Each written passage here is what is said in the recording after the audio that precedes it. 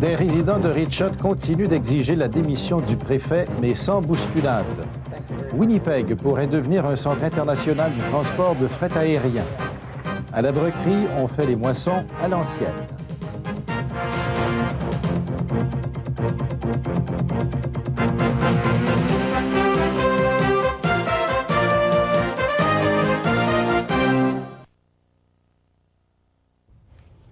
Battage à l'ancienne à la Broquerie en fin de semaine. Quelques fermiers de la région se sont munis de chevaux et d'une vieille batteuse pour faire revivre une autre époque.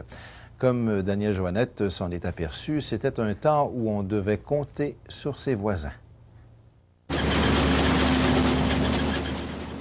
Samedi après-midi, Bernard Fournier avait invité la famille, les amis, les voisins à venir revivre une journée de battage à l'ancienne.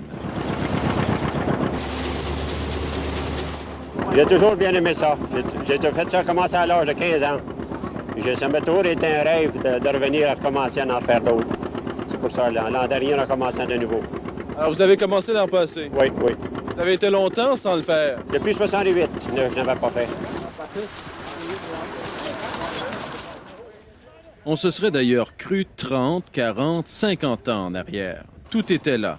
Les chevaux pour tirer la charrette, les hommes munis de fourches pour la charger, de gerbes d'avoine, de bottines, comme on disait dans le temps. Et puis, il y avait ce vieux tracteur John Deere, du temps de la Deuxième Guerre. Sans compter cette vieille batteuse datant de 1946 que Bernard Fournier a achetée l'an passé pour 1100 $. Cette année, il a conservé 7 acres d'avoine pour les récolter comme on le faisait dans l'ancien temps. Se rappelle Mme Alice Fournier qui a fêté ses 89 ans hier. Alors, vous dites que ça vous fait rajeunir? Ça me fait rajeunir, oui. Tous ces beaux... les beaux chevaux qu'il y a là, les belles voitures, c'est vraiment beau, ça ressemble à l'ancien temps, hein?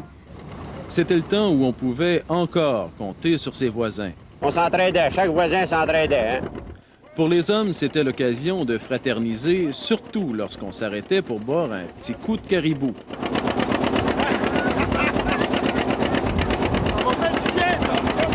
Pour les femmes, c'était des jours de gros repas. Ah oui, c'était toujours un gros repas. Maman préparait le repas pour les batteux, puis il y avait toujours du blé d'Inde en épi aussi pour le repas. Pour Fernand Belcan, c'est une journée qui rappelle de bons souvenirs. Ah, définitivement.